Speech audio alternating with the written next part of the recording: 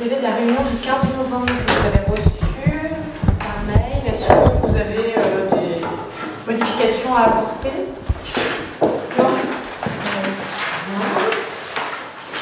La délibération, alors c'est vrai qu'on est sur des délibérations très classiques de fin d'année, un peu administratives, et notamment cette autorisation pour engager, liquider, mandater les dépenses d'investissement sur le début d'année 2024, avant le vote des budgets.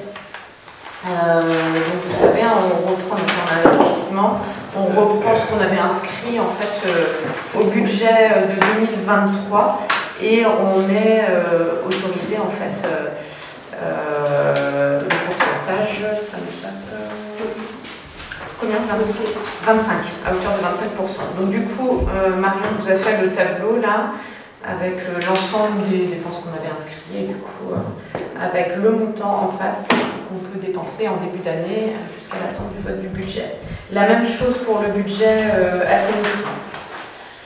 Voilà, ça peut nous permettre d'engager quand même quelques dépenses avant. Juste comme on est sur le budget, pas que je vous dis à la fin, les suites de notre étude formation avec Yoann Legendre, la phase qu'il y avait, la dernière phase opérationnelle, c'était avec Marion, pour qu'il lui transmette des outils, qu'on puisse saisir nos chiffres et puis qu'on puisse justement ajuster sur nos investissements.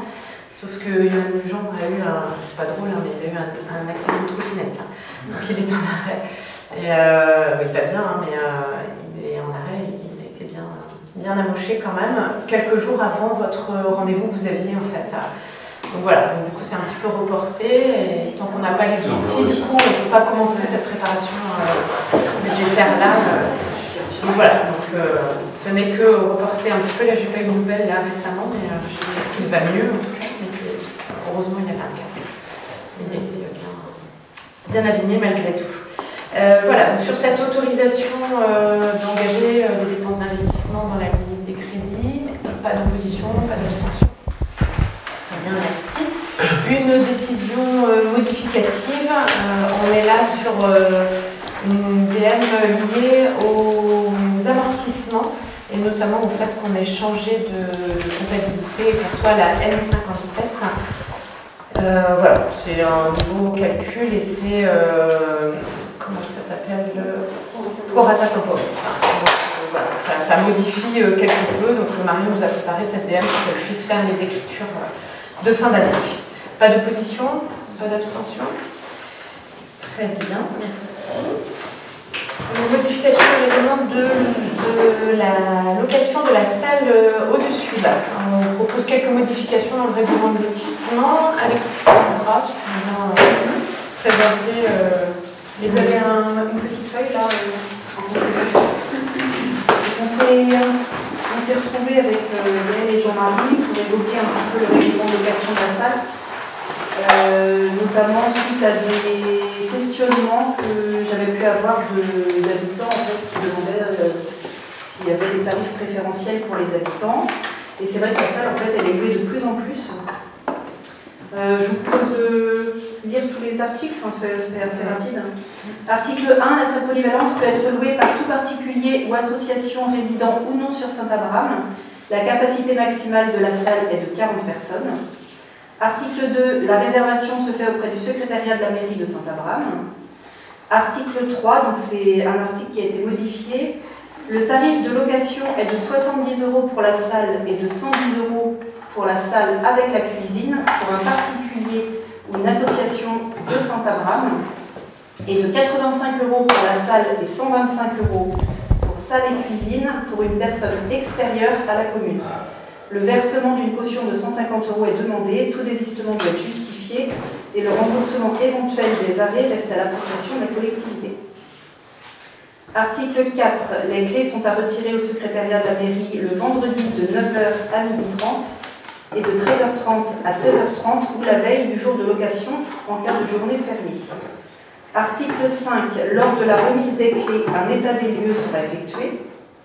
Donc en général, c'est par Christine, ou alors un élu si Christine est en congé ou est dans l'impossibilité de le faire. Article 6.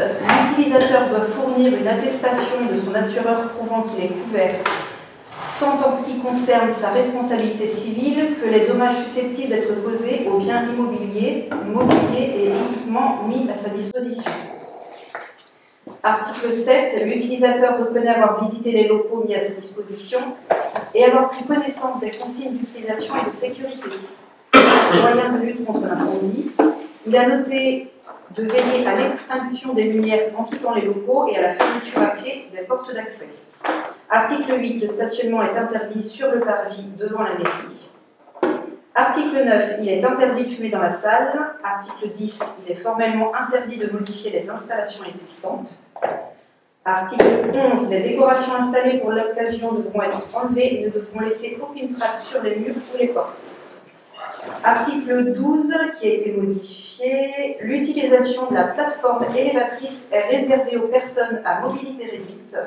Veillez à ce que la plateforme ne soit pas un espace de jeu pour les enfants.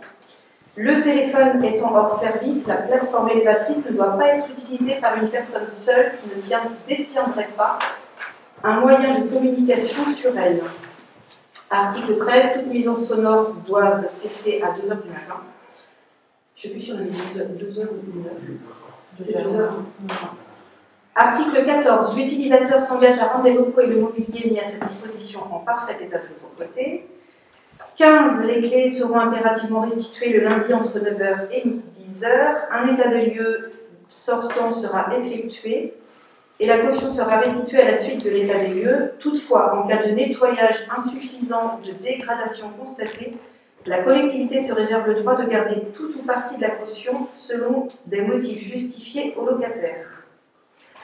Article 16, qui a été modifié ou ajouté, je ne sais plus.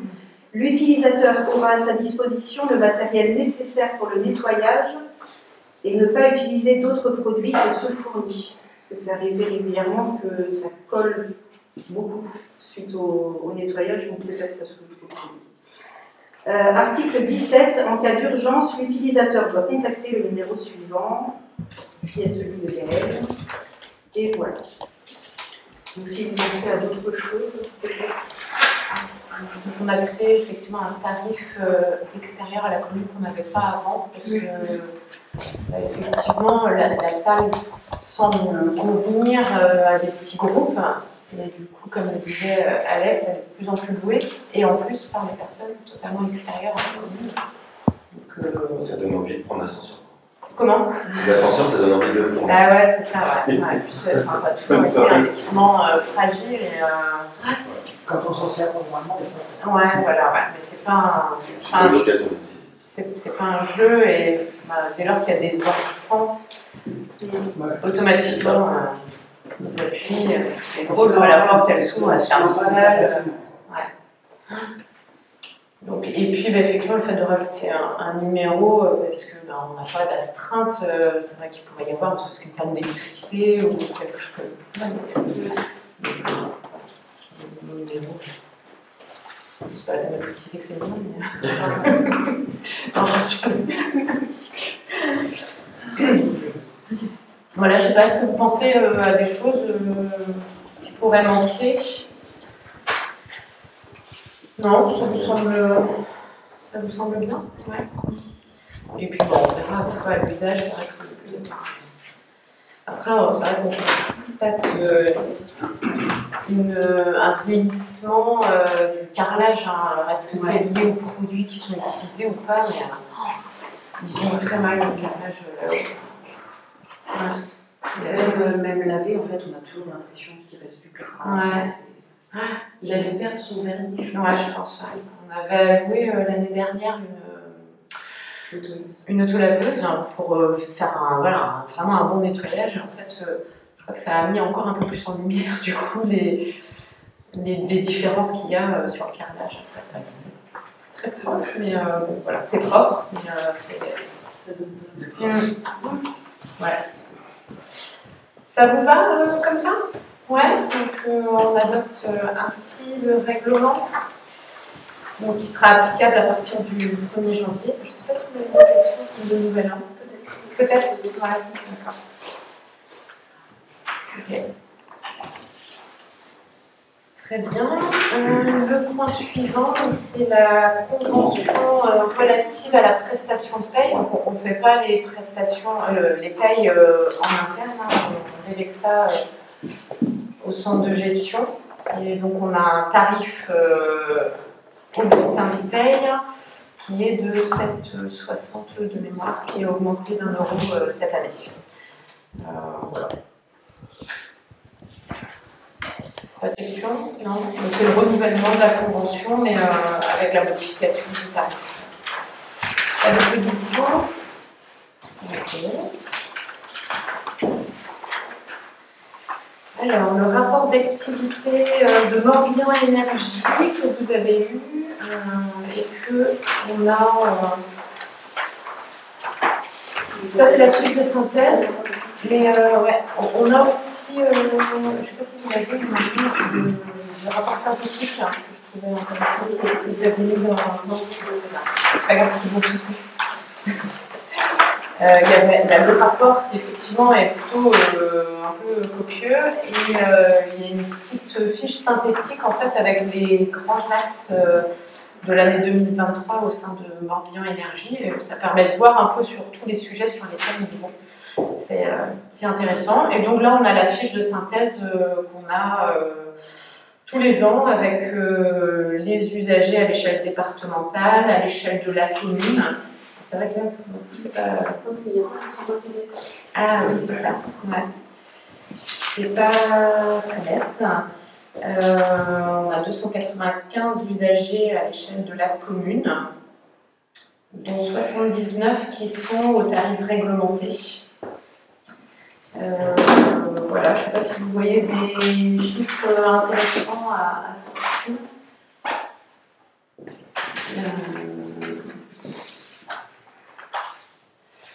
Non, ça vous satisfait?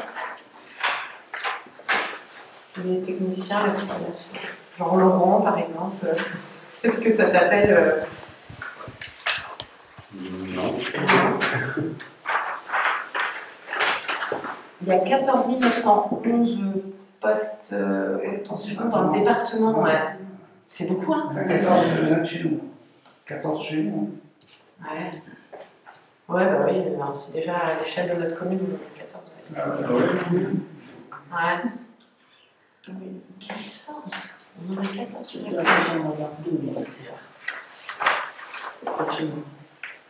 y en a deux côté de chez vous? Ah ouais. Ah ouais, 14, ça semble. Ouais. Ça semble.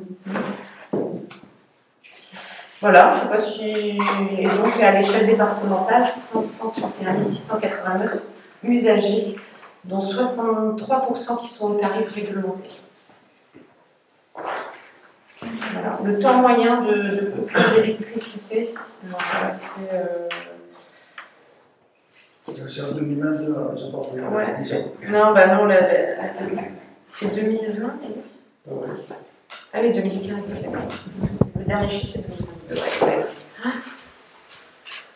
voilà, bon, en tout cas, si vous voulez. C'est vrai que le rapport est un peu rébarbatif, mais j'ai trouvé ça en fiche synthétique. Je n'ai pas souvenir qu'il y avait ça les années précédentes.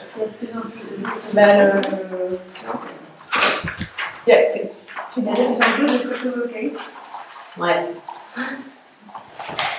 Sur cette question-là, on est amené, enfin le préfet, mais c'est national, chaque commune doit établir son schéma d'énergie renouvelable. Donc on doit identifier, alors normalement c'était pour la fin de l'année, du coup on avait dit qu'on travaillait ça à l'échelle de la communauté de communes. Chaque commune en fait doit rapporter en fait au préfet les zones qu'il a identifiées pour installer des énergies renouvelables, donc quelles qu'elles soient.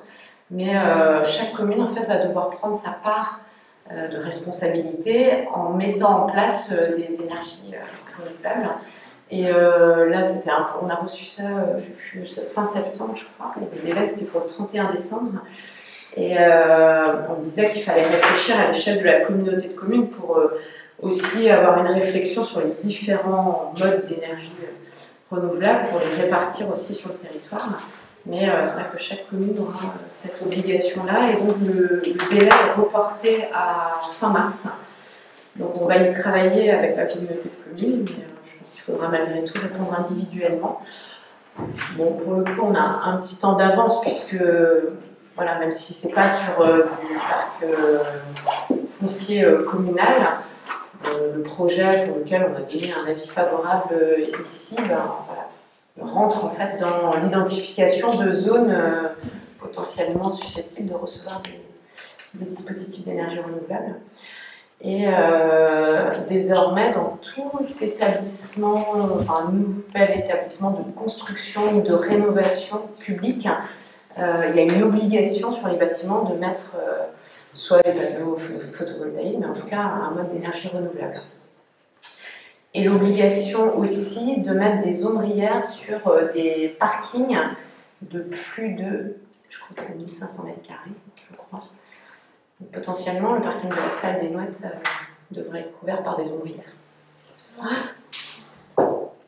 Des arbres, ok. Ouais, mais c'est même tous les parkings de supermarchés, tout Les ça. supermarchés, oui, il faut commencer d'avance. Il peut y avoir des subventions. Mais là, on sent vraiment là que voilà, il y a une accélération en fait dans les obligations qui vont revenir aux collectivités publiques avec. Une question bête, c'est quoi les ombrières? Ça porte les ombres. Oui, ça c'est ce que c'est. Ouais, pourquoi c'est. avec du coup du panneau photovoltaïque sur la porte. Des panneaux par-dessus. Oui. C'est pour utiliser les surfaces en fait. Ça.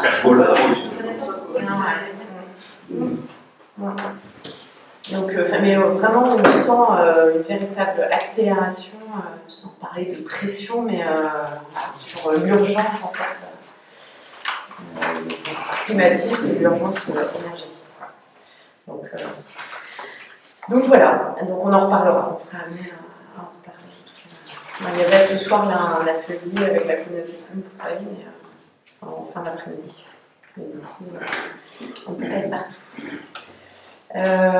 Voilà, donc est-ce que vous n'avez pas de remarques sur ce rapport d'activité? Non. Donc pas de remarques particulières, très bien. Le point suivant, FDG de Londres, Morbihan, avec la convention multiservice. Jean-Marie, c'est toi qui suis plus particulièrement ça. Oui, le FDG Don, on l'utilise surtout pour la lutte contre les frelons asiatiques. Souvent, ils nous sollicitent pour savoir si éventuellement des gens sont intéressés pour la lutte contre les taupes, pour faire des animations. C'est aussi eux qui se chargent de former les gens pour la lutte contre la processionnaire du pain, par exemple. On n'est pas trop impacté. Voilà. Mais nous, c'est surtout le frelon asiatique, et cette année, on a bien, sur la commune, on a eu dernièrement un truc 4 nuits, je crois. 4 nuits secondaires, dont un dans la station d'assainissement. C'est pas avancé bien. Sur les frelons asiatiques, moi j'ai l'impression que ça repart quand même. Ça repart. Au tout début, on a vu l'apparition. Ouais, quand on a fait la mise en place des pièges, etc. Mais là, je trouve que ça repart. C'est vrai que, oui, et il faut aussi remarquer que là, pour ceux qui ont des jardins et tout, s'apercevoir qu'il y avait, au mois d'octobre, on en a eu, c'était affolant.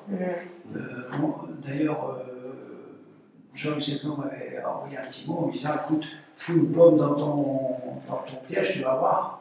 C'était affolant, une pomme dedans, c'était. En une journée, c'était plein. Donc il y en a beaucoup. Il y en a beaucoup sur la commune. Et là, ils sont détruits, mais ça charge du propriétaire. Quand c'est sur terrain privé, sur terrain public. C'est-à-dire qu'en fait, il faut être très vigilant. On fera peut-être une communication au mois de février pour que les gens fassent attention. C'est le nid primaire, c'est le petit nid qui va se coller dans un petit coin. Et puis quand on ne fait pas attention, c'est lui en fait qui va générer le nid principal. Et ça. Alors, le FDG Long, en fait, est aussi là pour solliciter les gens qui interviennent, pour nous faire des tarifs intéressants. Disons, un peu Oui, puis on a surtout une liste en fait Voilà, on a une liste assez. d'entreprises agréées pour le faire. Voilà, ça. Pour être sûr que ce soit fait aussi dans de bonnes conditions. Voilà, c'est ça aussi. Hein, parce que, donc je pense que, je crois que pour le prix, je ne sais plus combien c'est. 75 €, c'est ça.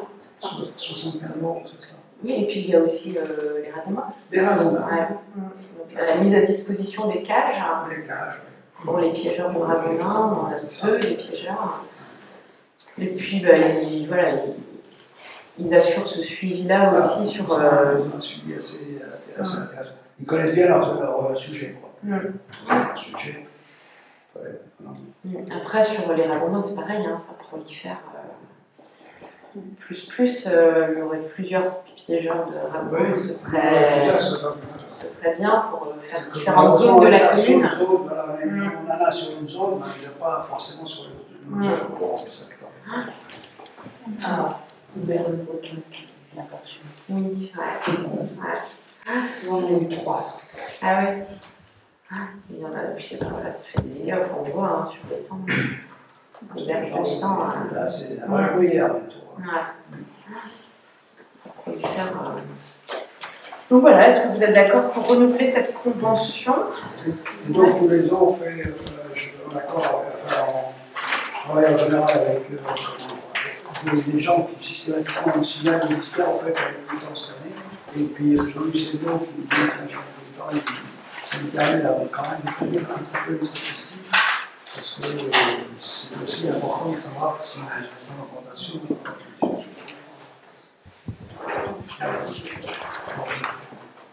Tu comptes pas quoi? Je compte pas les problèmes. Ah oui, ouais. J'ai pas pu manger un cookie cette année. Ah oui, Puis approché. Jusqu'en novembre, ils étaient encore Et donc on renouvellera la communication sur le piégeage. Je ne sais pas si ce serait pertinent de refaire une réunion comme on avait fait au tout début, une petite réunion de sensibilisation sur. Voir si on a des participants. Ouais, on pourrait reproposer. Alors je ne sais pas à quelle période, mais peut-être février ou début mars avant de.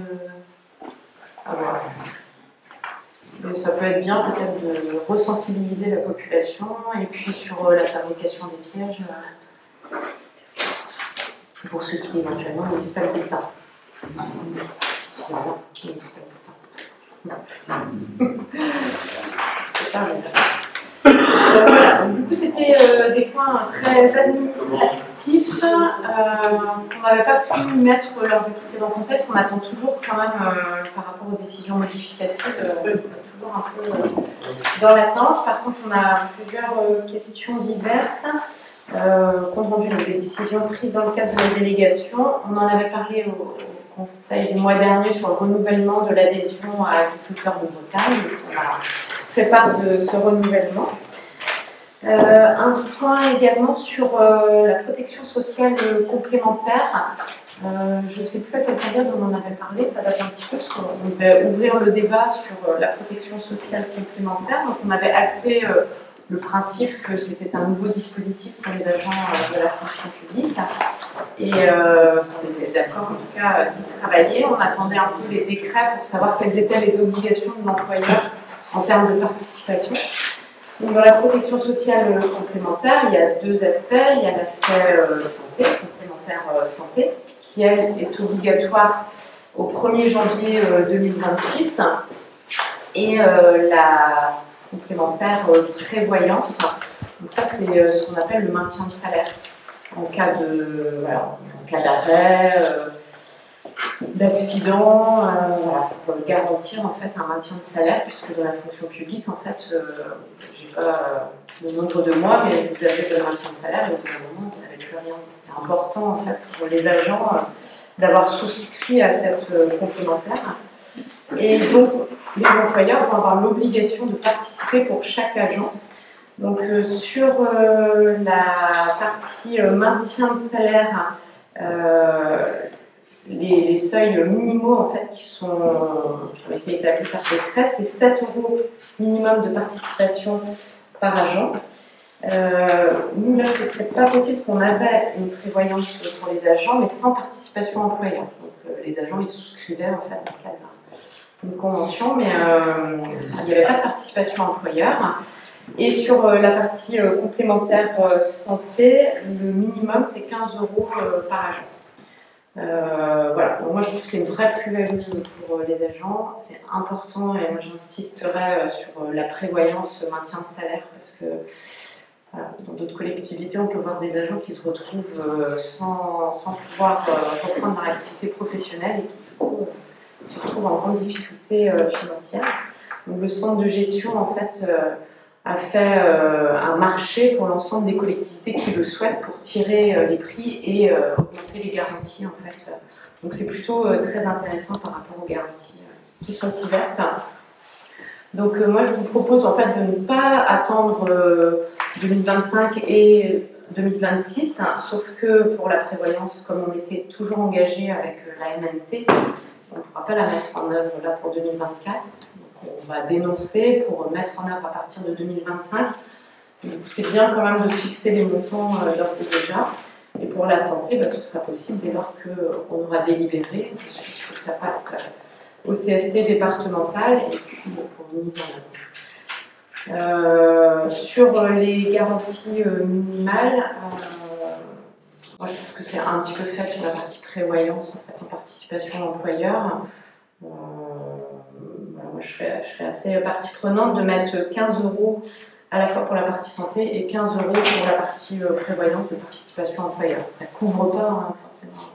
Je ne sais pas les uns et les autres, vous avez pour la partie santé votre complémentaire santé obligatoire dans le cadre soit de vous, soit de votre conjoint. Ça reste des participations qui ne sont pas très élevées. On peut mettre plus, mais après, voilà, il faut aussi mesurer l'impact budgétaire. Donc voilà, je ne sais pas ce que vous en pensez sur...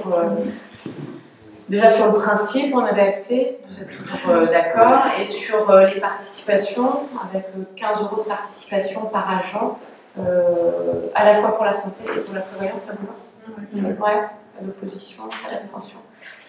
Très bien, donc on va saisir le CST, puis on aura une délibération à prendre, mais du coup, je voulais quand même votre avis là-dessus. Très bien, quelques informations dans le cadre de la reprise de la compétence assainissement, le transfert de compétences obligatoires pour 2026. Le travail a commencé à l'échelle de la communauté de communes, puisqu'il faut, c'est un gros chantier.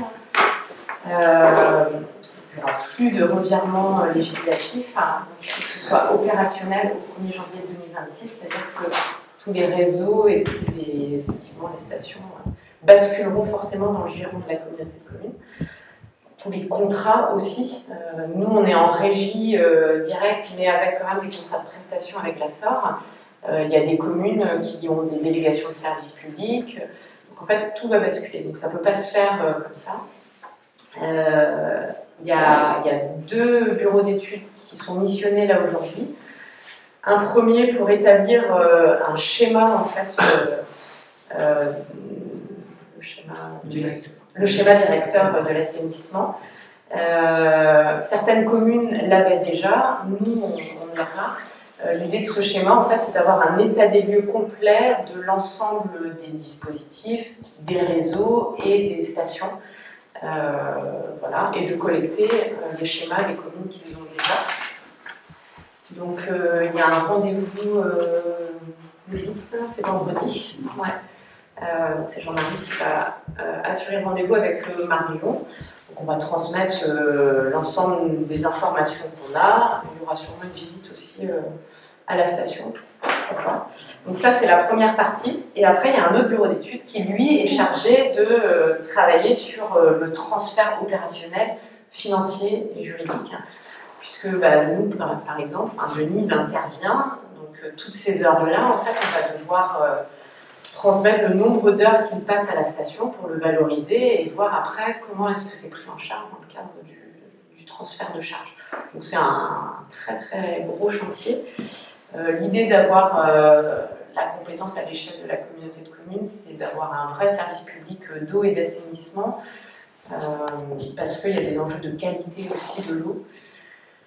Il y a des grosses différences de prix entre entre l'ensemble des communes, à la fois sur la participation forfaitaire sur l'assainissement collectif, vous savez, la taxe, en fait, quand on se raccorde au réseau, on est la commune qui a la taxe la plus élevée.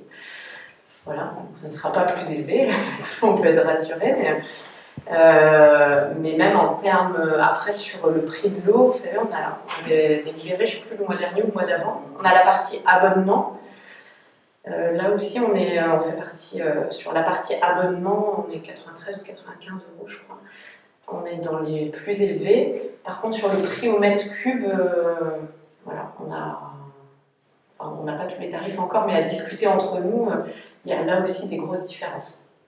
Et hier, on avait une réunion d'information avec le bureau d'études pour une facture de 120 mètres cubes de consommation, en appliquant les différentes tarifications qu'il y a entre les communes. Un même foyer pour une facture de 120 mètres cubes, la facture peut passer de 200, je crois, à 450 euros.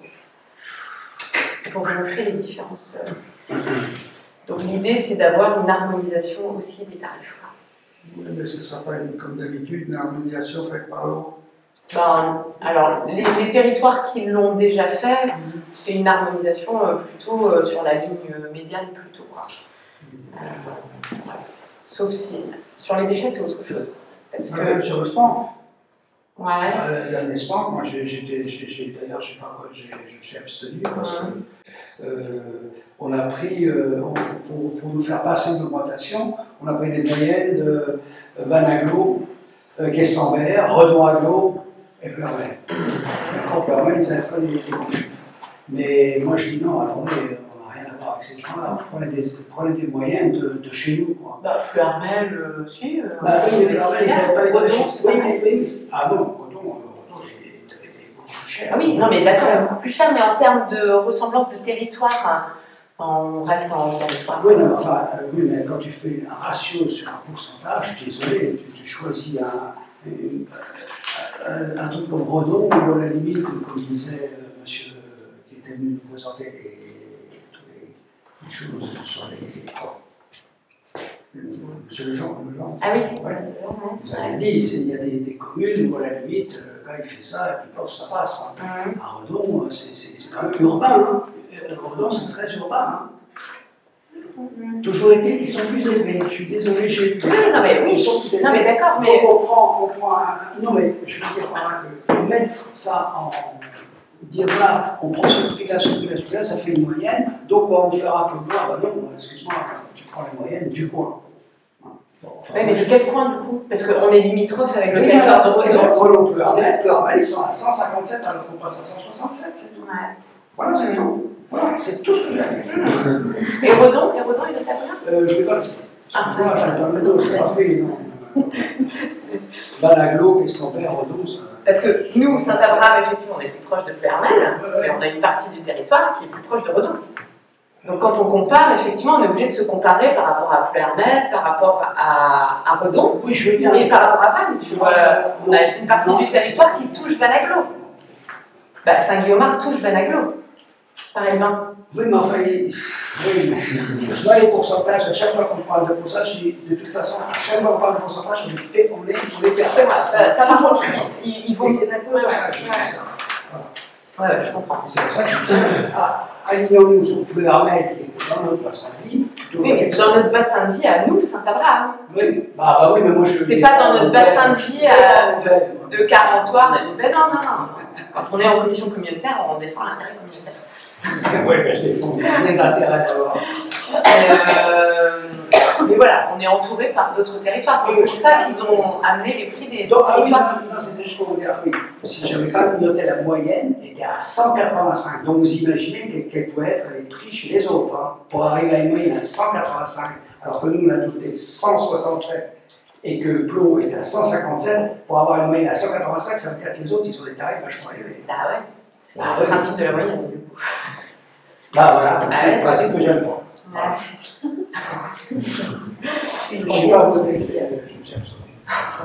Mais voilà, en tout cas pour vous dire qu'il y a un gros chantier qui s'ouvre là sur l'assainissement. Voilà. avec des grosses différences effectivement selon les pratiques communales. Petite information sur le début des travaux des toilettes. La semaine prochaine. Wow. Alors, on dit pas trop mal. On dit pas trop fort. On dit pas trop ça. Si tout se passe bien. On a eu une petite frayeur de dernière minute parce qu'il y avait un diagnostic amiante à faire et puis voilà, on ne l'avait pas forcément dit, ça avait été évoqué à un moment donné par le contrôleur SPS, mais personne n'avait rebondi dessus et du coup il est passé là l'autre jour en mairie, il dit ah oui ça commence, mais par contre il y a un diagnostic amiante à faire. Voilà, donc on a dû signer un devis en urgence et au début il n'y a pas forcément de disponibilité non plus sur les diagnostiqueurs comme ça, mais pas de diagnostic amiante, pas de début de travaux. Donc vendredi soir, j'ai eu un diagnostiqueur qui a dit que je peux intervenir, donc il a dû intervenir hier après-midi. Je ne sais pas si vous avez vu. Non, On a reçu un document. Ah oui. Donc voilà, donc, du coup, normalement, ça commence la semaine prochaine. C'est le maçon qui commence par intervenir sur les lieux. Donc voilà, donc on a pris un arrêté en fait pour ne plus avoir de stationnement Le long de l'église. le long de l'église en fait. C'est prévu pour combien de temps? C'est affiché 3 mois. Ouais. Donc ça pourrait aller un peu plus vite, comme on pourrait utiliser ce papier de temps de 3 mois. Donc voilà, c'est bien, ça commence. Voilà. Yoann Jean, je vous ai dit du coup sur la perspective financière, qu'on finalisera dès qu'il sera de retour. Avant de faire le petit tour des réunions auxquelles vous avez participé, on regardera peut-être tout à l'heure, mais j'aimerais bien avoir vos disponibilités. D'une part, pour se trouver un temps pour aller à la maison Oberlin, pour vous faire visiter, mais aussi peut-être pour commencer à voir ce qu'on fait de ce qu'il y a dedans. Et puis aussi pour faire des visites d'effacement, de renaturalisation des temps. Vous savez, on en avait parlé la dernière fois. Du coup, j'ai récupéré plusieurs communes qui ont fait ça. Donc voilà, si on arrive à se caler des temps peut-être pour aller visiter, prendre rendez-vous avec les élus pour comprendre leur démarche, voir ce que ça a donné. Voilà, déjà. Et puis dans un second temps, je ferai venir Monsieur Cholet que nous on avait rencontré là du département. On ferait peut-être une petite réunion spécifique pour qu'il puisse nous présenter en fait les tenants, les aboutissants, les enjeux en fait.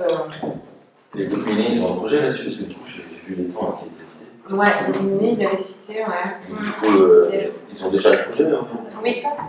C'est non, aujourd'hui, c'est où ça va démarrer ou ouais. Codan, ils ont fait la même chose en étant de 5 hectares. Ah oui. La Codan, 5 Et hectares. c'est fini ou ils sont dessus? Ah, c'est fini. Codan, c'est fini. Non. Ils ont redonné la circulation du ruisseau qui existait. Mais c'est très très bien aménagé, c'est très chouette. Et si on peut, la première commune qu'on visitera, ce sera Concoret, parce qu'ils ont eu vraiment une démarche vraiment intéressante et pédagogique. Ils ont travaillé avec le CPIE et voilà, ça, pour comprendre tout le cheminement, en fait, le point de départ et puis le point d'arrivée. Donc voilà, on regardera tout à l'heure les agendas, si on arrive à caler quelques dates qui pourraient être communes. Voilà, moi sur les commissions. Donc voilà. Christelle, est-ce que tu vas participer? Non. Ça non plus. Oui. On a une petite réunion syndicale. Donc, on a une réunion syndicale lundi, syndicat sportif, pardon. Donc, je vais faire un petit débrief. Nous avons une réunion de syndicat sportif lundi avec notamment à l'ordre du jour la délibération actant le prix de cession du terrain de foot, donc la propriété du syndicat et qui part à la commune de Vadouste. Donc c'est une avancée en fait significative pour le projet de transfert du terrain de foot vers les terrains de la salle des fêtes. Nous pensions pouvoir discuter des prochaines étapes, c'est-à-dire entrer enfin dans le côté opérationnel du projet de construction d'un nouveau stade, vu qu'à la demande du Val d'Oust, le projet de rénovation des vestiaires sur le stade existant a été abandonné pour permettre de transformer le terrain en lotissement. Sauf que nous n'avons pas délibéré, puisqu'en début de réunion, Florence Prunet a souhaité prendre la parole pour lire un propos.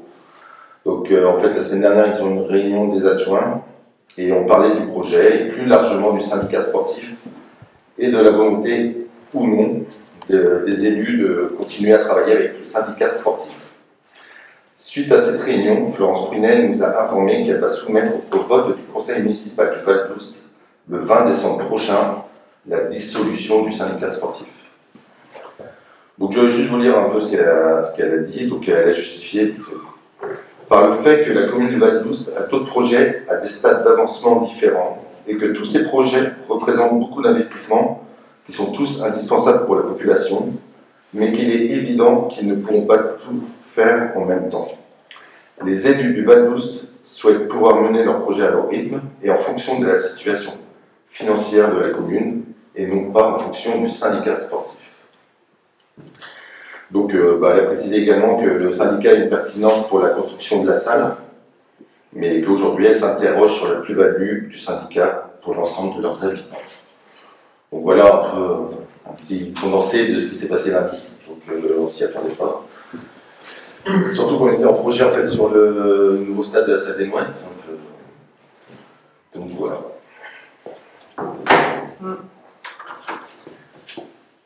Donc ça fait bizarre. Bah, on a déjà parlé de ce projet de terrain de foot.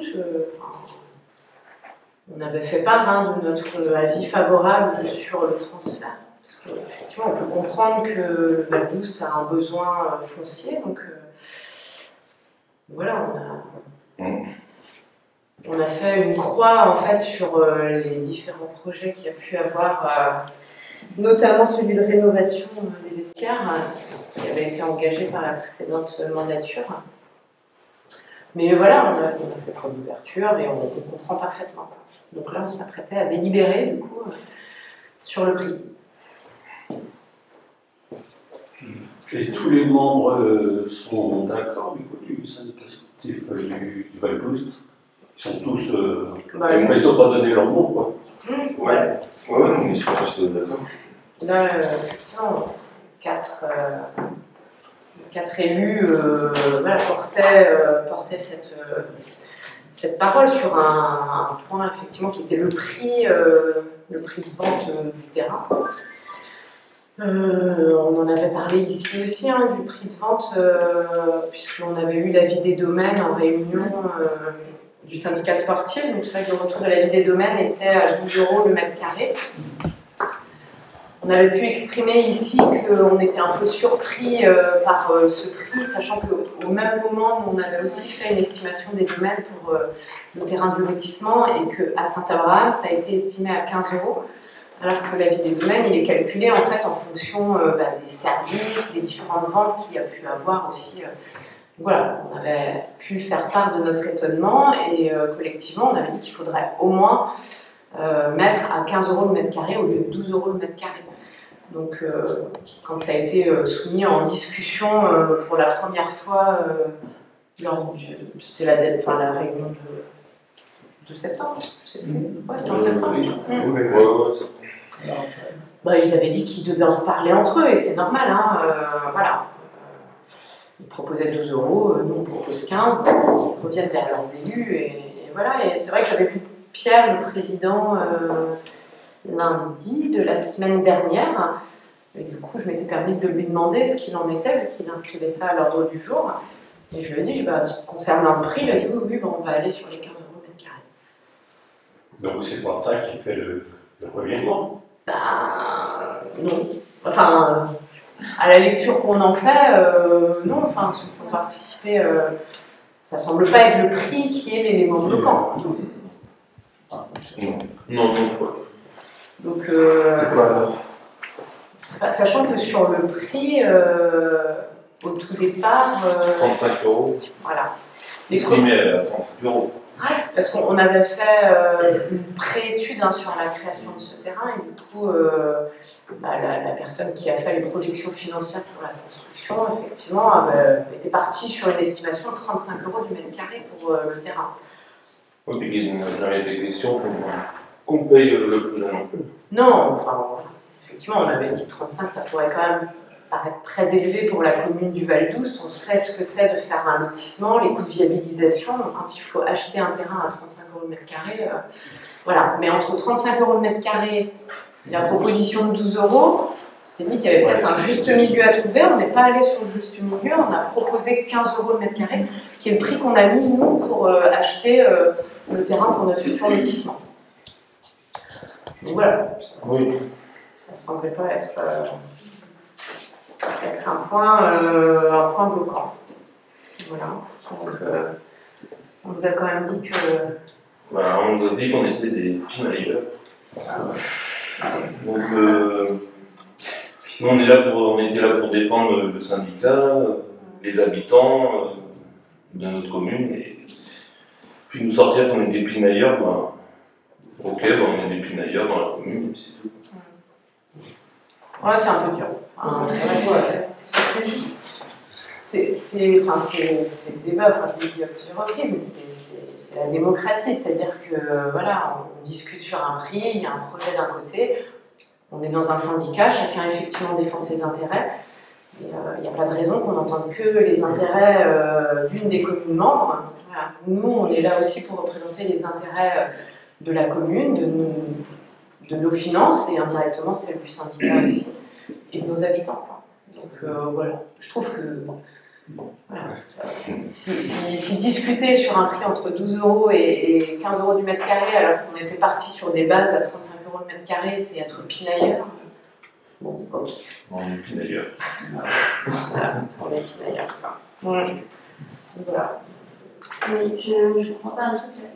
Depuis l'installation des nouveaux délégués, ça se passait bien, l'ambiance, le dialogue. Franchement, oui. Au début, non. Mais après, c'était mieux. Oui, voilà, depuis, effectivement, depuis les nouveaux délégués, parce qu'effectivement, il y a eu la démission, mais oui, depuis. Franchement, non, ils étaient à l'écoute, il y avait des dialogues. En fait, dès le début, la nouvelle équipe a lancé le. Ils étaient contre les vestiaires. Ils voulaient vraiment le stade et ils voulaient mettre un lotissement sur le terrain de foot. Franchement, ça se comprenait, mais en fait, aujourd'hui, une fois qu'on a compris, on a accepté. Du coup, on a dit, ok, on annule, mais sauf qu'il ne faut pas oublier qu'il y avait le mandat avant, il y avait déjà un vestiaire de prévu, il a été annulé avec cette équipe-là, pour passer sur du modulaire. Donc là, on avait des frais d'études sucrés. On part sur du modulaire, et finalement, ils ont tous démissionné donc, en nous disant qu'ils voulaient un lotissement. Donc, re-étude. Voilà, c'est un peu logique. Et donc là, maintenant qu'il nous a expliqué, franchement, c'était sincère. On était parti sur une très bonne base. En fait, c'était constructif. Et c'est pour ça que là, j'ai pas compris pourquoi. C'est dommage. Parce que deux projets qui partent à l'eau, mais allez, on accepte quand même le troisième, on monte le stade. Donc là, on était. C'est vrai quoi, en fait, on cédait le terrain qu'ils voulaient pour construire un stade. J'espère juste que le stade sera quand même avant le lotissement. C'est la promesse qu'ils étaient passée avec tout ça. Puis, donc, après, c'est surtout qu'en plus on a des vestiaires, les footeux peuvent en parler, on a quand même des vestiaires qui sont insalubres aujourd'hui et qu'on reporte à chaque fois parce que une première étude, une deuxième, finalement on part sur un projet de construction, donc une troisième étude, là c'était une préétude, voilà, là il fallait lancer vraiment l'étude. Voilà, mais dans cette attente-là, on a toujours des vestiaires qui sont insalubres. Donc on est quand même on rentre en fait dans la mi-mandat et du coup il n'y a toujours pas d'avancée de ce côté-là. Donc c'est cool, il y a notre troisième étude là quand même. D'après ce que j'ai entendu, donc Val d'Oust dit qu'en fait ils ont des projets qu'ils voudraient mener selon leur rythme, et pas forcément avec en étant d'accord ou pas d'accord avec le syndicat sportif. Et je me dis qu'ils vont passer à la dissolution du syndicat sportif est-ce qu'à terme, ils ne vont pas aussi à la dissolution carrément du projet? Parce que on ne peut pas, au vu de ce que vous dites, effectivement, que vous étiez l'équipe semblait constructive, etc., on se pose des questions en se disant, attendez, ils n'ont plus le même discours, qu'est-ce qui se passe? Donc, ils n'ont peut-être plus le même discours non plus pour l'avenir du stade. Après, ils nous ont dit qu'ils allaient le faire. Après, bah, mais là, aujourd'hui, on est sur le syndicat, donc c'est... En fait, c'est vrai que Florence a insisté sur le fait qu'ils voulaient aller à leur rythme avec leur projet d'investissement. Donc, voilà, moi, je me suis permise de demander, mais du coup, quelle est la temporalité en fait des projets, puisqu'ils ont fait leur plan pluriannuel d'investissement. Donc, ça veut dire qu'ils ont programmé leurs investissements avec voilà, une temporalité pour chaque investissement. Et voilà, mais après, ils n'ont pas remis en cause le... Ils n'ont pas remis en cause ce projet. Alors, je pense qu'il est dans leur, voilà. dans leur projet maintenant. C'est le rythme, voilà. Mais du coup, je reposais la question parce que la réponse n'était pas claire. Elle a répondu, ça pourrait aller plus vite ou plus lentement. Moi, à mon sens, plus vite, c'est pas possible parce que une procédure de dissolution d'un syndicat, ça va prendre un peu de temps quand même. Donc forcément, ça veut dire qu'on met un coup d'arrêt au projet. Parce qu'on ne va pas, en parallèle, mener une procédure de dissolution d'un syndicat et continuer à travailler sur un projet alors qu'on pourrait demain ne plus être partie prenante. Donc c'est pas possible. Plus vite, c'est pas possible.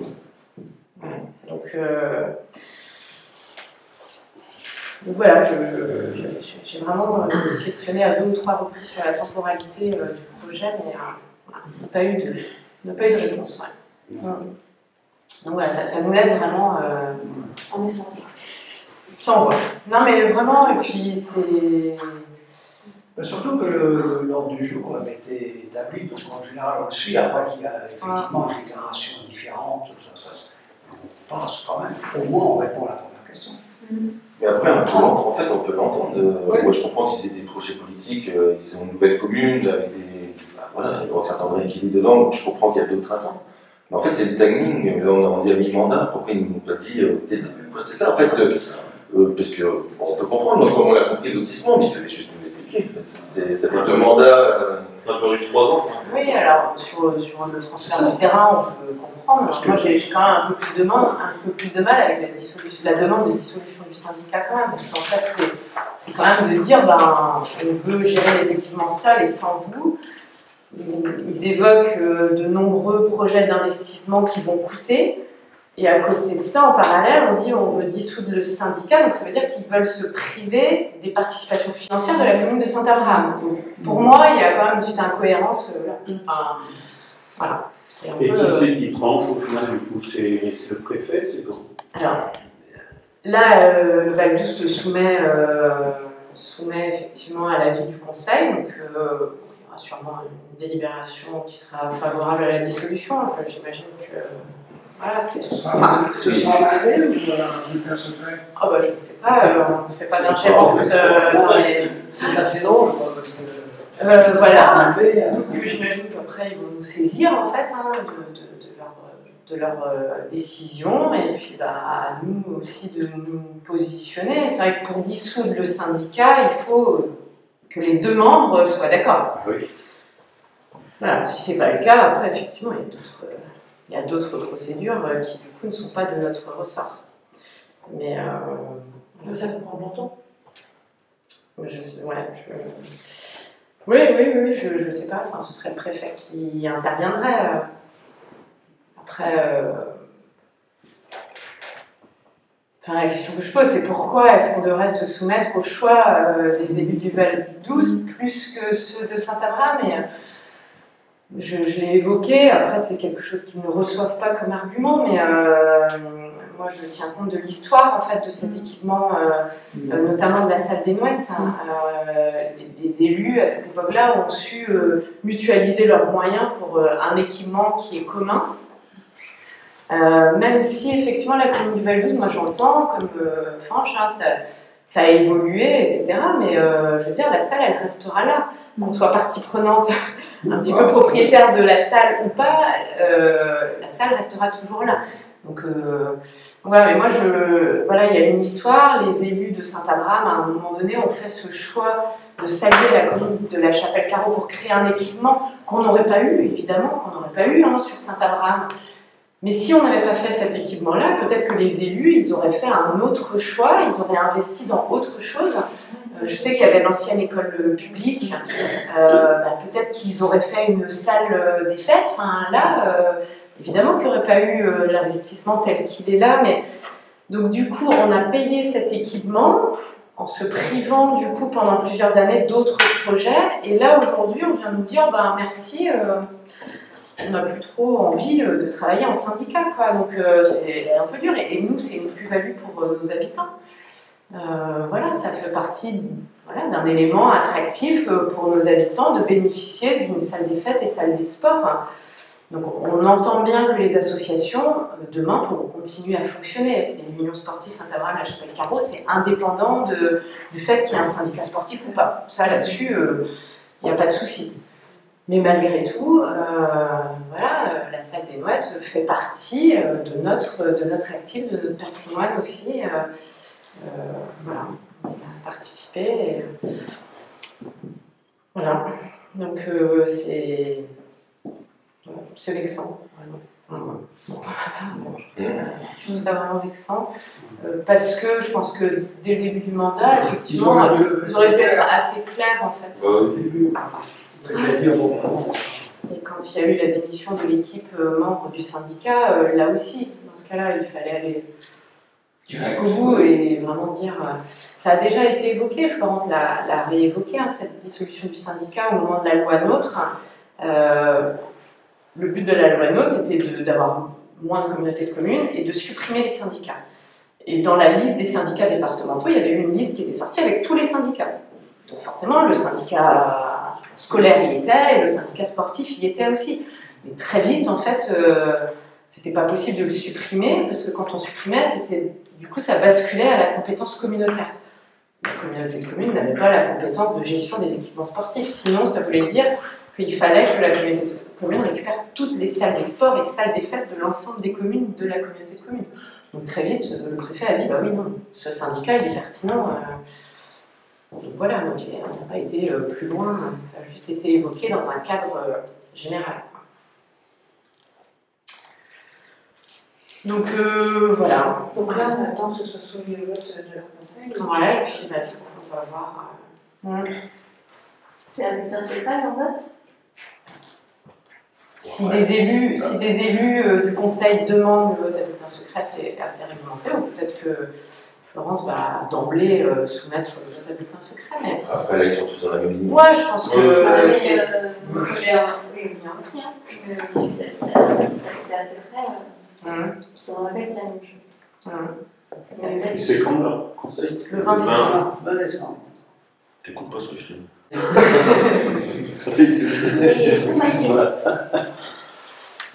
Donc voilà. Je ne sais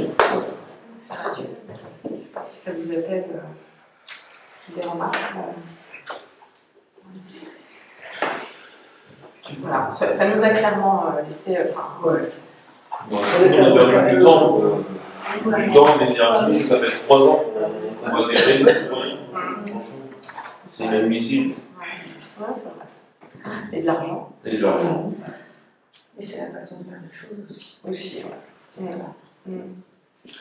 Voilà, et puis voilà, on était vraiment repartis dans une relation très sereine et de confiance. On avait pu le dire ici, que effectivement, autant le début de mandat, c'était pas facile, et parce qu'on sentait que les choses n'étaient pas très claires, mais là, franchement, c'était agréable de venir en réunion de syndicat sportif. On l'avait bien senti. Bon, pour nous, c'est vrai que je dis ça parce que le président nous a dit lundi soir qu'il venait avec la boule au ventre aux réunions du syndicat sportif. Donc, on est si méchants. À chaque fois ou juste là? Non, à chaque fois, il vient avec la boule au ventre, parce que comme on pinaille. Non, on est pinailleurs. Donc voilà, on n'est pas des pinailleurs, à chaque fois on se pose la question de notre intérêt pour nos habitants. C'est vrai qu'on a fait preuve, c'est le but d'un syndicat, enfin, je veux dire... C'est le dialogue, hein, on ne va pas toujours être d'accord. Il faut aussi avoir une discussion, sinon il n'y a pas de but. Exactement, c'est ce qui se passe en communauté de communes, on n'est jamais d'accord, mais à un moment, et oui. C'est ça qu'on a. Je pense qu'on a fait preuve d'ouverture, et je ne voudrais pas qu'on dise que Saint-Abraham bloque les choses. On n'a rien bloqué. Non, voilà, on a fait vraiment preuve, on a tenu compte effectivement de la configuration de la commune nouvelle. La demande était d'ouvrir les tarifs préférentiels à l'ensemble des habitants de la commune du Val d'Oust. On en avait parlé, c'est vrai qu'au début c'était juste les habitants de Saint-Abraham et de la Chapelle-Carreau. Donc, sur le coup, quand on nous amène cette demande-là qui n'était pas à l'ordre du jour, donc oui, ça appelle des questions, on se positionne, on se dit les habitants de Saint-Abraham ne vont pas être lésés du fait qu'il y aura plus d'utilisateurs, etc. Donc ça nécessite. Voilà, je trouve que la réflexion, elle est normale de leur part, mais de la nôtre aussi. Voilà. Et en fait, c'était d'ailleurs là-dessus que la précédente équipe avait démissionné, en fait. C'était suite à cette réunion-là. Et donc ça avait reporté, mais quand ça a été inscrit à l'ordre du jour, on a dit on est OK, quoi. On est OK, on a été OK pour abandonner le projet de rénovation tel qu'il avait été voté au mandat précédent, pour mener l'étude sur les modulaires. On a dit OK, on partait là-dessus, et puis finalement, on a envie plutôt de transférer et tout. Sur le coup, ça ne fait pas plaisir. On se dit mince, on s'est investi, etc. Je pense à vous qui avez participé à l'ensemble des réunions. On a pu le dire à plusieurs reprises. C'est du temps qui a été investi. Et alors, dès le départ, s'ils avaient dit. Voilà, donc on a fait preuve d'ouverture sur toutes ces questions-là. Sur le cimetière aussi. Sur le cimetière aussi, il y avait une demande effectivement de céder un bout de terrain. Là aussi, c'est pareil. Quand la question arrive, on se pose la question est-ce que c'est à titre gratuit? C'était la demande des élus du Val d'Oust. En tant qu'élu de Saint-Abraham, on se pose la question est-ce qu'on le fait à titre gratuit, sachant qu'on avait commencé à parler du projet de terrain de foot et qu'on ne pouvait pas forcément décorréler, même si les deux projets sont effectivement totalement différents. Mais du coup, on ne voulait pas créer un précédent qui ferait que pour la vente du terrain là en question, du terrain de foot, qu'on se base sur ce précédent-là. Donc, on en a échangé, ils ont trouvé nos réflexions dures, mais dès le départ, et toi, Franck, tu l'avais dit que tu trouvais normal que ce soit cédé à titre gratuit. Moi, j'ai mis des réserves en disant on en discute entre nous en conseil municipal et on revient. Et ça a été cédé à titre gratuit. Enfin, et ils se sont occupés de faire les démarches. Ça a pris du temps, mais c'est pas de notre fait, ça. Il y a eu. En fait, ça a été soumis et après, il y a eu le vote sur le prix ou pas. Après, c'est eux qui ont fait les démarches, le géomètre, etc. Enfin, on ne peut pas entendre dire que Saint-Abraham met des freins à tout. C'est pas possible, quoi. Voilà, donc le but n'est pas de créer une polémique, mais c'est voilà, de vous faire part de ce sujet-là d'importance, alors qu'on s'apprêtait à se lancer dans un projet opérationnel de création d'un terrain de foot. Et là, du coup, voilà. Donc, on verra le vote le 20. Oh oui. Donc ça risque d'être un tour en janvier. Oui, il va faire qu'on vote aussi. Probablement, il faut qu'ils nous saisissent. Oui, on va se prononcer.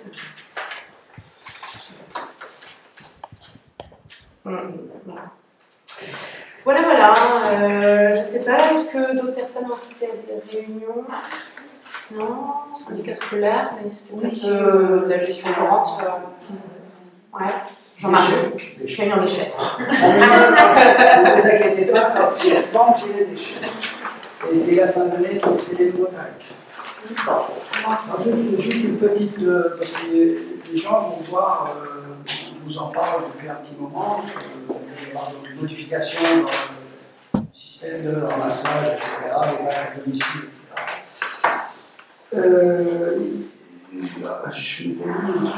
C'est une commission qui devient démoralisante. Pourquoi, Jean-Marie? Raconte-moi. Quand je vois les sommes sur la table, je me dis, mais c'est pas possible.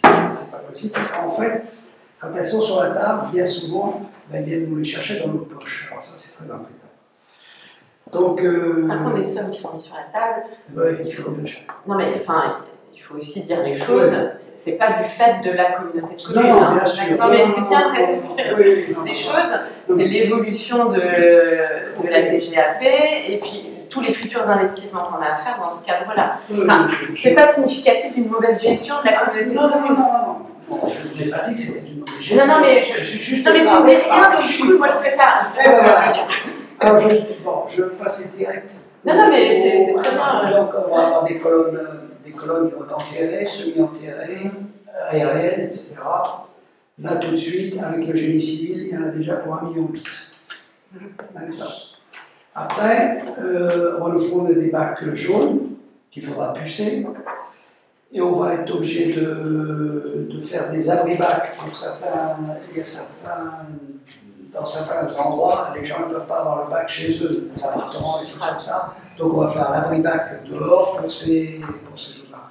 Alors franchement, je n'ai rien compris dans le système qu'ils veulent mettre en place, les ouvertures à la fermeture d'un bac de 360 litres. Comment ils sauront que c'est écrit à Paul Jacques, je ne sais pas. Je ne sais pas comment.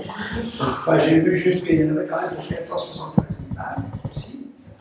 La mise en place des puces sur les bornes d'ordures ménagères, parce qu'à chaque fois que vous ouvrirez, vous aurez donc automatiquement avec votre carte, elle saura que c'est vous et pas votre voisin. Là, il y en a aussi pour les poubelles vertes, ça, les 150 $.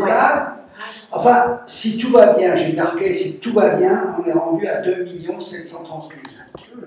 Je n'ai pas encore compté la réhabilitation, enfin, ce n'est même pas une réhabilitation, parce que c'est vraiment, tout était à refaire, de la déchetterie de Carentoire, qui doit avoisiner les 2 millions. Et peut-être même un peu plus. Par contre, quand tu annonces des chiffres, c'est pas le reste à charge de la communauté de communes. Non, il y a effectivement, il y a des... Enfin, attention, je suis toujours très prudent quand on nous dit il y a des subventions, des choses comme ça. Non, c'est acté. Enfin, les plans de financement, par exemple, sur la déchetterie de Carentoire, le plan de financement, il est acté avant le début des travaux. De temps en temps. Quoi Ça augmente un petit peu parce qu'on n'a pas pensé à ça. Ah oui, ça. Ce qui est assez étonnant d'ailleurs, on nous a dit que la distribution des conteneurs, ce qui est normal, on va distribuer des conteneurs à domicile des personnes et on va être obligé de mettre en place un système pour ramasser les apports volontaires qu'on a actuellement en place. C'est-à-dire les gros conteneurs, on va les enlever en même temps que sera mis en place. Alors, ce qui est étonnant, c'est qu'on ne nous a pas parlé du génie civil.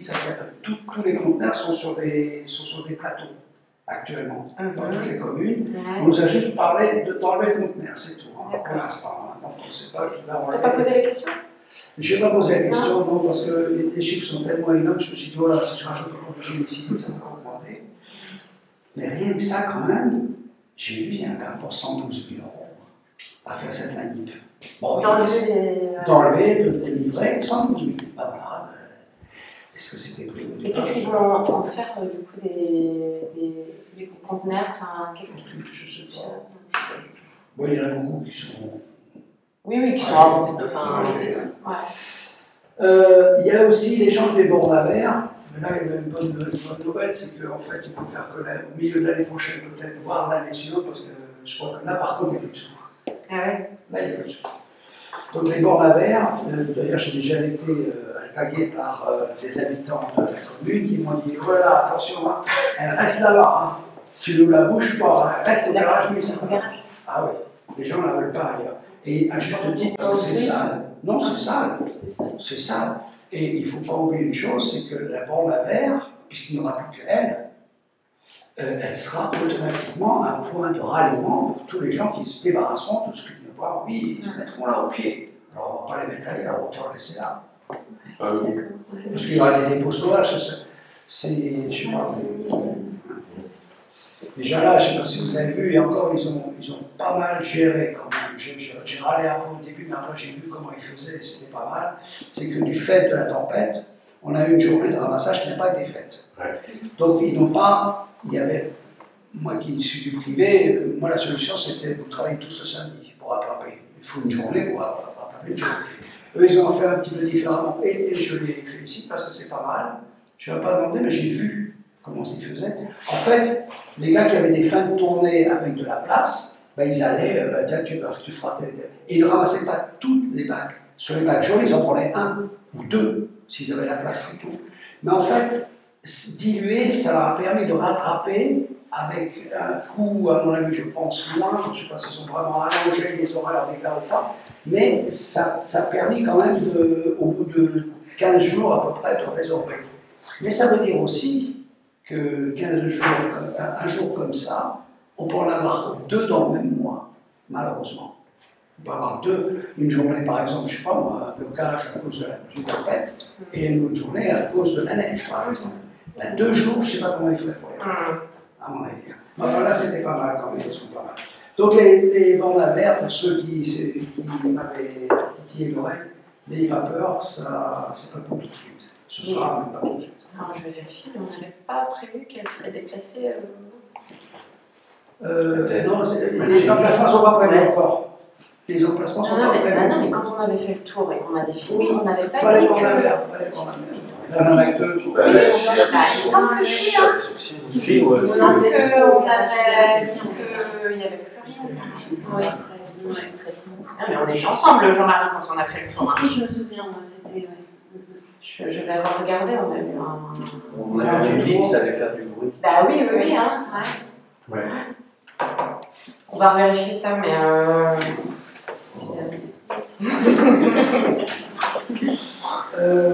Toujours été, donc, il y en a des... Sur la nouvelle tarification, par contre, il y a un truc qui n'est pas trop mal, ça ne change pas le prix. Mais ils peuvent faire. Non, pas trop mal. Si, c'est pas. On pourra éventuellement souscrire au prélèvement automatique. Tous les 2 mois. Ça, c'est bien, ça. C'est-à-dire au lieu de. Ah oui. C'est tous les 2 mois, il faut un prélèvement. Ce qui est pas mal. Moi, je trouve que c'est. Et là, pour l'année 2024, je ne sais pas si ça a été évoqué, mais moi j'ai eu l'info l'autre jour parce que j'intervenais à Carentois et on m'avait donné l'info que pour 2024, il y aura possibilité de payer en 6 fois. C'est ça. C'est le prélèvement automatique. 6 fois 2. Ah, pardon, j'avais pas. D'accord, ouais, c'est ça. Et dès 2024, c'est ça Alors, donc, au niveau des tarifs, on a une augmentation. C'est vrai que c'est ce que je disais tout à l'heure, à cause de. Toujours pareil, quand on absorbe, c'est toujours ce qui est plus bon. Donc, actuellement, bon, les gens, j'étais à côté de gens qui étaient plus impactés que nous parce qu'ils étaient du secteur de la lessive. Donc, eux, ils n'étaient pas contents de nous, ce qu'on défendait un petit peu en disant qu'on ne peut pas non plus accepter du 15% tous les ans, c'est pas possible. Donc, on a trouvé, je ne sais pas ce que je conseille, je ne sais pas, mais donc on a une nouvelle fois, on a une hausse je ne sais plus tout à fait, je n'ai pas le chiffre en tête, j'ai le chiffre de ce que ça coûtera, mais je n'ai pas le pourcentage. Par contre, la hausse, elle est inférieure au tarif de la SCI. Donc, ça veut dire que l'année prochaine, il faudra encore faire un saut comme ça pour arriver au niveau de la SCI. Ça veut dire aussi que dans 1 an ou 2, quand une guerre entrera dans la... Eh bien, pas tout de suite. Tout le monde sera, la SCI et nous, on sera obligé encore une fois de monter peut-être à je ne sais pas combien de pourcents pour arriver toujours à être, puisqu'on n'a pas le droit sur le même territoire, à avoir des tarifs différents. Mais moi je dis que quand même, on pourrait peut-être s'arranger pour que ce soit des tarifs plus bas que celui-là en France. Ouais, mais après, il y a toujours le souci de l'équilibre du Oui, budget. l'équilibre du budget, à un moment donné, on se pose des questions quand même. Et il faut l'équilibre du budget. Je ne veux pas en faire là, ce que tu as donné, c'est de l'investissement. Hein. Donc, c'est pas ce qui rentre en ligne de compte sur le calcul de la redevance en ménagère. Hein.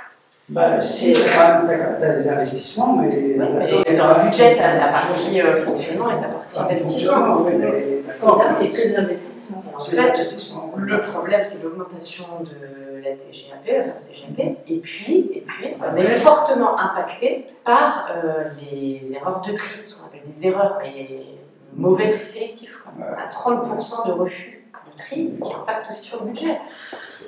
C'est énorme. C'est énorme. On dit que la première, moi j'ai un compte à côté de chez moi, je l'ai ouvert cet après-midi. il y avait un sac visiblement trié, donc je n'ai pas voulu mettre les mains, je n'avais pas le temps, mais le sac était fermé dans un bac jaune.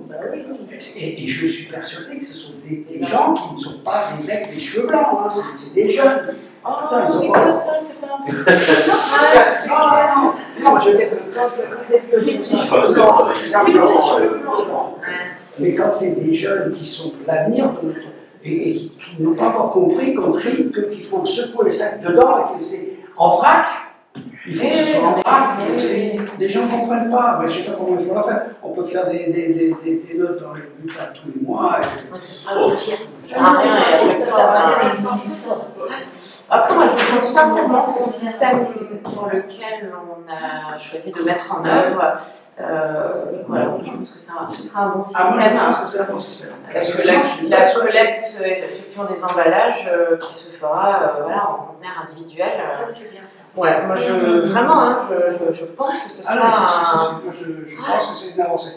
La seule chose que j'ai peur, c'est qu'en fait, les 3-4% ou 5% maximum qui ne trient pas vont balancer ça au pied des. Voilà, et puis des. C'est déjà le cas. Oui. C'est déjà le cas. Pour les entreprises, ça se passe comment? Les entreprises, il y a des nouveaux tarifs, donc les entreprises, elles ont été fortement impactées. Fortement? Ah oui. Alors, vous voulez savoir pourquoi? C'est en fonction du nombre de salariés. Oui. Non, plus de 50. Enfin, c'est vraiment là, c'est en fonction du nombre de salariés que je dis. Juste entre 50 salariés et 500 salariés, c'est la même chose en fait. Le montant est identique. C'est là où je trouve que c'est pas. Voilà, peut-être aussi quelque chose à revoir à ce niveau-là. C'est-à-dire qu'une entreprise sur un bassin d'activité comme celui de Guerre, par exemple, où il y a quand même des entreprises qui ont une taille supérieure à 50 salariés, mais beaucoup plus importante que ça, et une petite entreprise du coin qui va faire 60 salariés et que le tarif soit le même, je trouve pas ça. Alors, les secteurs de Guerre, ils sont pas du tout pareils que nous, puisqu'ils sont gérés par le syndicat, en fait, et du coup, même une entreprise n'intervient pas du tout. Tu vois, ce que je veux dire, c'est que il n'y a pas de c'est supérieur à 50 salariés, c'est tant. Tu dis qu'il faudrait davantage il faudrait avoir un petit peu d'autre cloisonnement que le supérieur à 50 salariés, parce que tu es à 60 salariés, tu payes 3 000 €. Tu es à 400 salariés, tu es à 3 000 € aussi. Bah c'est bien. Je trouve qu'il y a quand même, il devrait y avoir des petits paliers à ce niveau-là. Juste pour la Ah, mais c'est pertinent. Ça fait donc 14 ans que je suis dans les déchets. Ça fait 10 ans. Ça fait 10 ans. Pendant 10 ans, CCVOL et même au début de l'UBC, on n'a jamais touché aux tarifs des professionnels. Pourquoi? Parce que j'ai jamais vu une usine à gaz pareille. Jamais. Et tous les présidents, ils repoussaient le truc. Parce que franchement, c'était se mettre la population des professionnels à dos.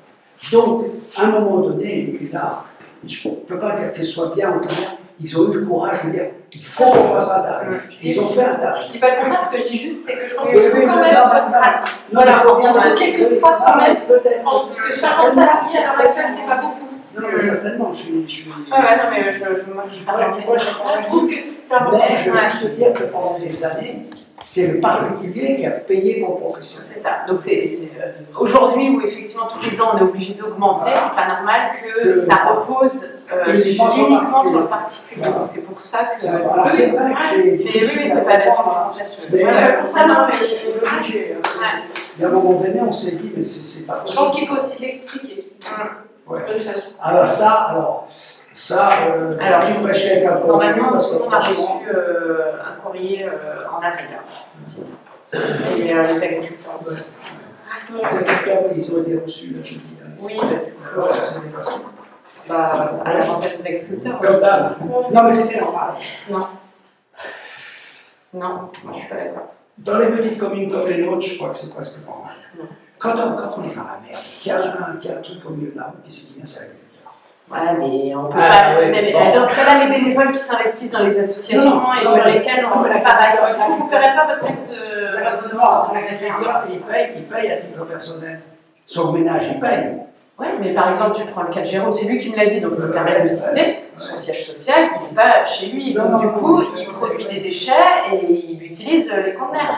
Et la redevance ordure ménagère, ça comprend deux parties. C'est le droit de mettre des déchets dans les conteneurs, du verre, des emballages, des ordures ménagères, et l'accès à la déchetterie. Donc, effectivement, les agriculteurs n'utilisent pas la déchetterie parce qu'ils ont leur filière de traitement. Mais tu as des particuliers qui n'utilisent jamais la déchetterie.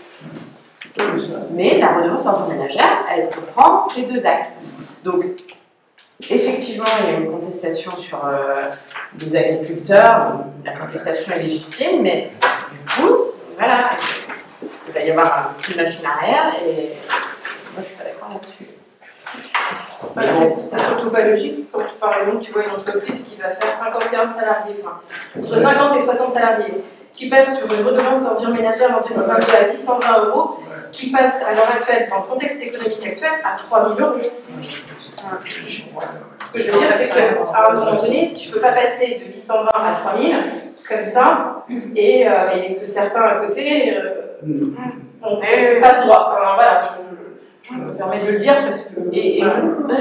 Et même pour un agriculteur qui n'a pas un siège social qui soit différent de là où il a sa maison, enfin, je veux dire. Quand il y a des salariés, il y a une production de déchets qui est faite dans le cadre de l'activité agricole quand même. Donc voilà, sinon ça veut dire qu'effectivement on fait peser que sur le particulier. Bon voilà, c'est comme ça. Un artisan qui a 2 ou 3 salariés, c'est quel coût J'ai pas les tarifs en tête, j'ai pas, mais c'est effectivement en fonction du nombre de salariés. En fait c'est de 0 à 50 et de plus de 50. En fait, tu as deux tranches. Soit tu as moins de 50 salariés, et là par contre, j'ai pas de tranche. Soit tu as plus de 50 salariés, et là par contre, voilà, c'est un autre montant. Il n'y a que 2 tranches en fait. Je trouve ça un petit peu dommage qu'il n'y ait pas de. Même entre 50 et 0. Oui, voilà, tout à fait. Oui, bien sûr, absolument. Je trouve qu'il y a des paliers à avoir. Après, attention, ils ont quand même créé, il y a, par exemple, les cafetiers sont à part, les coiffeurs. Enfin, il y a quand même des. Tout le monde n'est pas. Voilà, il y a des catégories, on a gardé quand même des catégories. Mais il y a des catégories qui payaient les peanuts. Je me souviens il y a un mec qui était à 25 €. Parce que c'était comme ça. Mais on se disait, si on était, oh là là, on va être obligé de leur tripler la taxe, on ne peut pas. Donc c'est pour ça qu'on ne l'a jamais fait. On ne l'a jamais fait. Je suis entièrement d'accord. Et d'un seul coup, là, il faut le faire parce qu'effectivement, parce qu'il y a des taxes, parce qu'il fallait rééquilibrer et qu'on ne peut pas laisser porter uniquement sur le particulier. Après, et quand même, une toute petite chose, je parle pour nous parce que je connais mieux le système. Je connais bien le système de là. La CCPOL, pendant 7 ans, ils n'ont pas augmenté une seule fois. C'est pour ça que souvent vous m'entendez quand des fois en discussion, je dis toujours, mettez même 1%, on s'en fout, mais faites une augmentation. Parce qu'en fait, ne jamais augmenter, c'est. Il vaut mieux augmenter plutôt que d'avoir besoin de faire une grosse augmentation. Là, en fait, on est en retard. Déjà, quand on est rentré dans la communauté de communes OBC, on avait peut-être 18% de retard. Déjà. Alors on s'étonne aujourd'hui que, oui, je comprends bien, mais c'est normal que je défende, je suis de mauvaise foi, je défends, non, je suis pas d'accord, mais je sais très bien. Voilà, est-ce que vous avez d'autres... Peut-être un petit rappel d'animation? Ouais, parce qu'avec toutes ces nouvelles-là, vous êtes un peu inquiétés. Vendredi soir, animation à l'église. Du coup, on a décidé qu'on ferait aussi le pot à la suite et la visite du Père Noël dans l'église. Et finalement, quand on voit le temps qui a avancé, je me dis, c'est pas plus mal. Prévoit d'April. Oui, prévoit d'April, ouais. Donc au final, bien. Demain après-midi, on va avoir besoin de bras, par contre. S'il y a des hommes de dispo. Vendredi, c'est beau, on sera 4. Non, mais en fait, il y a.